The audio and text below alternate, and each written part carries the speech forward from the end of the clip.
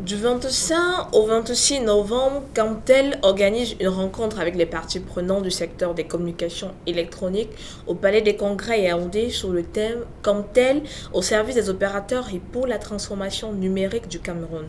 Elle présentera des principes et modalités par lesquels elle compte améliorer la qualité des services offerts aux opérateurs des communications électroniques tout en contribuant à la croissance du Cameroun.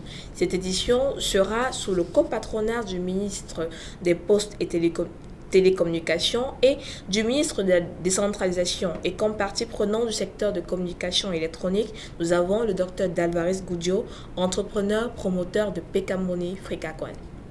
Pour nous, c'est d'abord un honneur et un privilège que d'être invité ici à Yaoundé au Palais des Congrès par rapport à ce forum qui est lié à l'implémentation de l'économie numérique au Cameroun.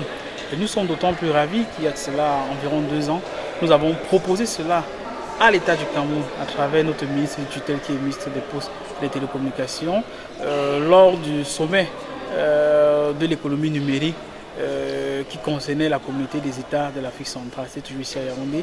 Et nous sommes contents que l'État du Cameroun ait pris en compte nos suggestions, dans la mesure où tout le monde le sait. D'ici 2025, il y a 5 millions d'emplois qui vont être supprimés de par le monde entier. Il y aura une création de près de 25 millions d'autres emplois qui auront un lien direct avec l'économie numérique.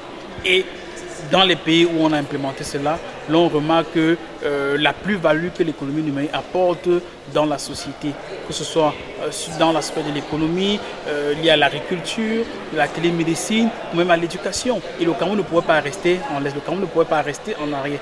Et nous, en tant que PK Frikacoin, nous sommes contents d'être conviés pour donner nos propositions à l'État du Cameroun et que l'État puisse implémenter cela, tout en sachant, comme je l'ai proposé il y a de cela quelques jours, dans un pays, tout en sachant que c'est très important pour que nous puissions implémenter l'économie numérique dans notre pays, qu'il puisse avoir un réel soutien aux start-up, puisque dans la plupart des pays où l'économie numérique prend de l'ampleur, c'est soutenu par les start-up. Je n'ai pas besoin de prendre l'exemple de l'Allemagne, par exemple. Quand vous voyez l'Allemagne, c'est la première économie européenne.